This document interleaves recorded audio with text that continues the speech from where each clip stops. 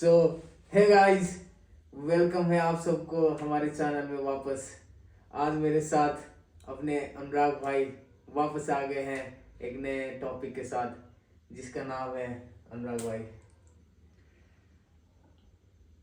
आज के यूथ हाँ जी, के विचार के बारे में थोड़ा सा हम चर्चा करेंगे। यूथ और ह्यूमन नेचर के बारे में कि एक इंसान किस तरीके से चलता अपना जिंदगी और किस तरीके से अपना जिंदगी चलाता है। तो अनुराग भाई शुरू करिए। देखिए, मेरे ख्याल से हाँ जी। नेचर का मतलब ये होता है कि हम जिस समाज से जुड़े हुए हैं, हाँ जी। हाँ जी। यदि हमारा समाज हम्म, शिक्षित समाज है हम्म, तो हमारा नेचर हम्म, एक अच्छा मार्गदर्शन देगा। हम्म, यदि हम किसी अनएजुकेटेड क्षेत्र से जुड़े हुए हैं, बिलोंग करते हैं। हाँ बिलोंग करते हैं, हाँ जी। तो मान के चलिए वो दूसरे ही क्षेत्र में जाएंगे, हाँ जी। तो ये बहुत असर करता है। तो आपको क्या लगता है, एक मान लीजिए एक इंसान है, उसको आप जैसे हम लोग अभी थोड़े गांव वाली जगह पे हैं, हाँ, आपको क्या लगता है कि ऐसा क्या चीज़ है कि वो इंसान को विकास होने से रोक रहा है, यहाँ के लोगों का और यहाँ लोगों के सोच का? नेचर क्या है यहाँ के लोगों का, इंसान का, ह्यूमन मैं नेचर क्या है? मैं आपकी बात को समझ सकता हूँ। हाँ जी। आपके कहने का सेंस ये है कि हम कहाँ रुक जा रहे हैं आके। हाँ जी। तो देखिए, फर्स्ट सीढ़ी तो पेरेंट्स होता है। हाँ जी। जैसे ही पेरेंट्स अपने बच्चों को शिक्षा देते हैं वो उसी क्षेत्र में बढ़ते हैं। सही बात है।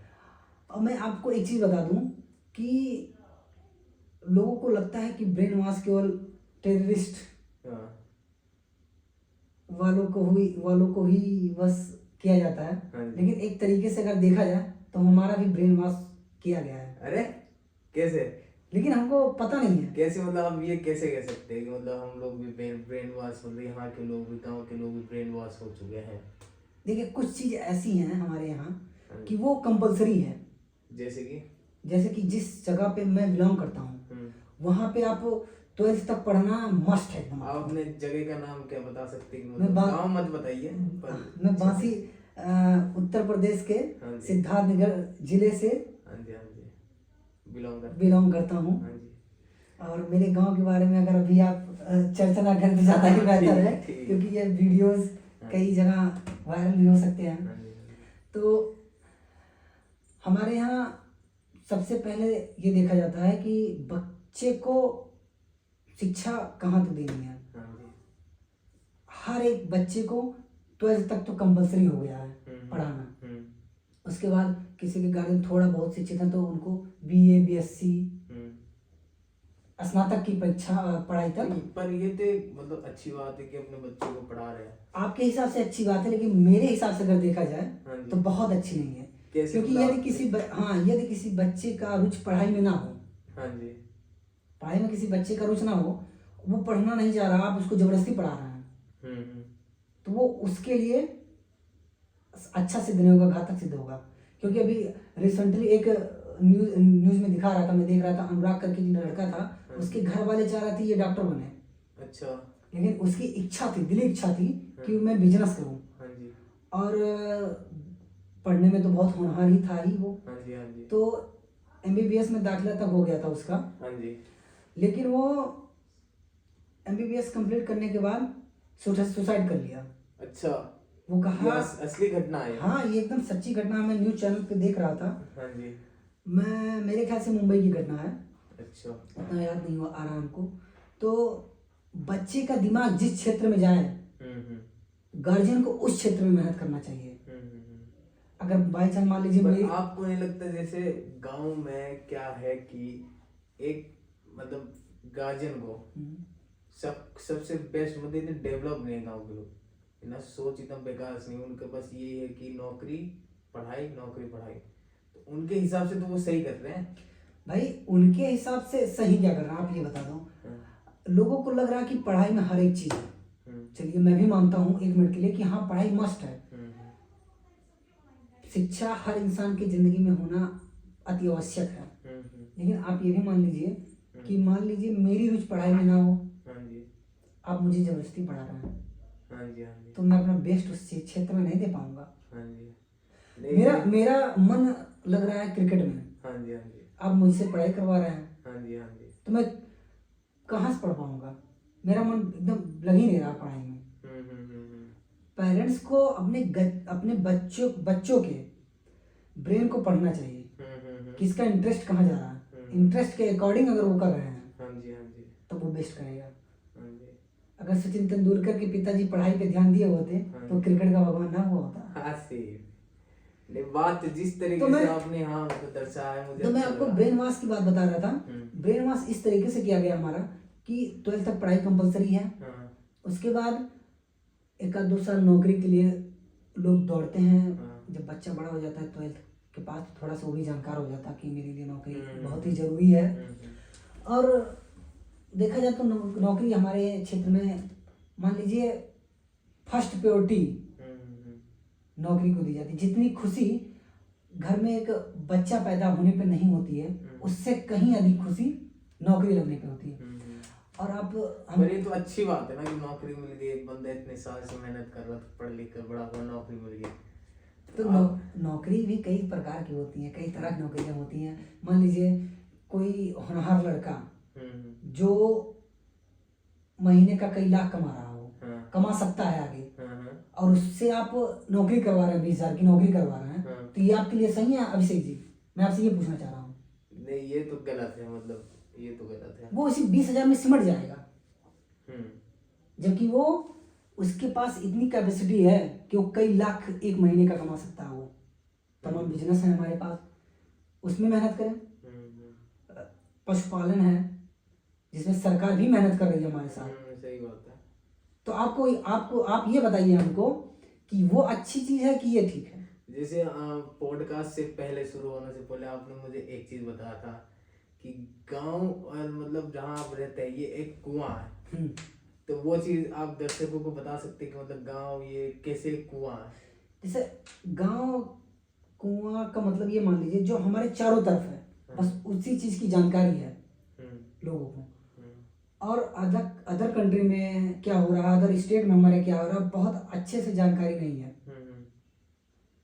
क्योंकि हमारे जो आसपास जो चीजें घटना घटित होती है उसी के बारे में लोग जिक्र करते हैं।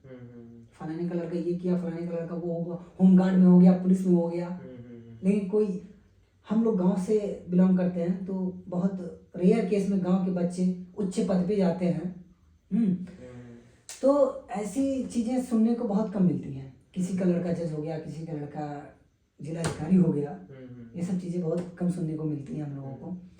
तो अगर अधिकतर ये सब चीजें सुनने को मिले तो कहीं ना कहीं अगर इस क्षेत्र में मेहनत करें तो भी मैं सही कह सकता हूँ। लेकिन मैं आपको बता रहा था मेरा कंप्लीट नहीं हो पा रहा है। हाँ जी, हाँ जी, कि बताओ। हमको बांधा गया है।